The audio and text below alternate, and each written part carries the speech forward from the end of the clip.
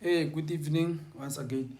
And then we're given a question that says for which values of k will be the equation have real roots. So this we're given this equation which say 3x squared plus kx minus 3x minus k is equals to 0. So what do you have to know for you to answer this kind of questions?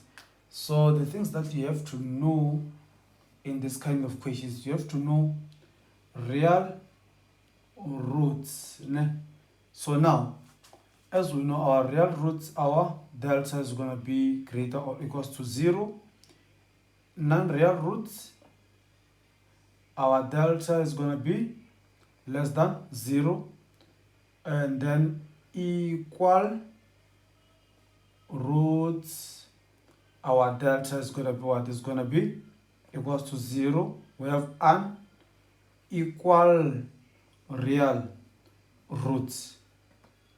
Our delta is going to be greater than 0. So our delta is equals to b squared minus 4ac from your quadratic formula.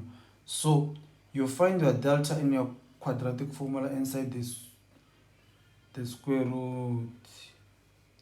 This is your delta here. So this you find your delta there inside that quadratic formula.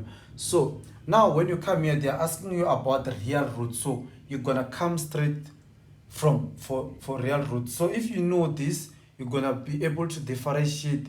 If they ask you about real roots, you'll be able to pick up the correct inequality sign there. So if they ask you about non-real, you're gonna pick there. So now they're asking about the real roots. So our real root, so you're gonna arrange this equation first.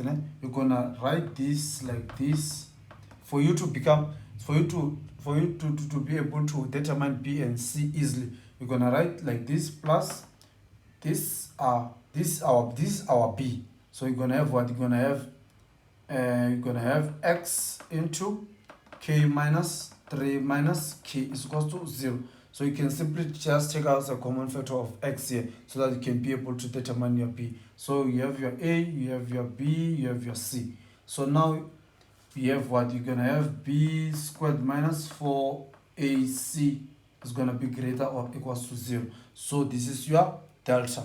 So now we're going to substitute. Your b is going to be k minus 3 into 2 to the power 2 minus 4. Your a is going to be what?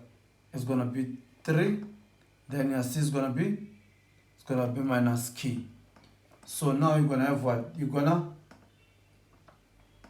So now you're gonna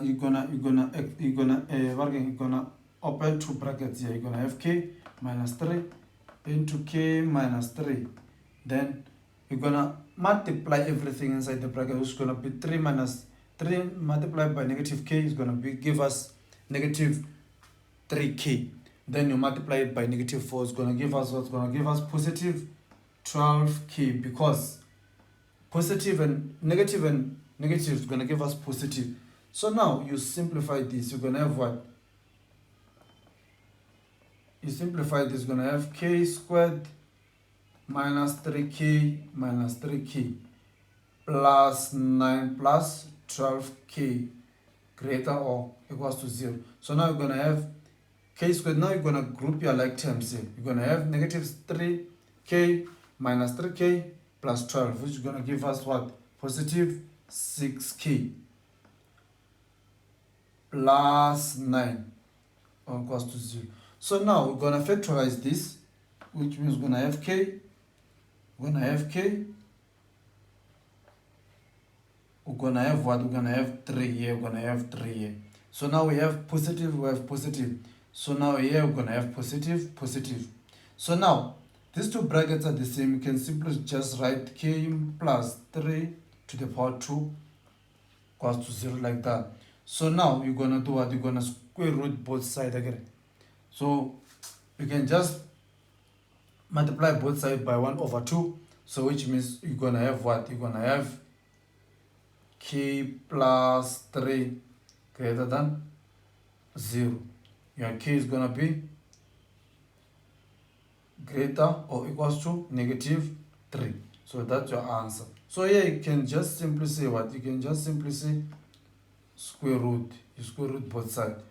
Or we can just simply say k minus plus 3 to the power 2 multiplied by 1 over 2, then is equals to 0, you multiply by 1 over 2. This is going to give you 0, then you're going to have k plus 3 is equals to, is greater or equals to 0, and then you're going to have your k, you're going to have your k as greater or equals to 0, just like that.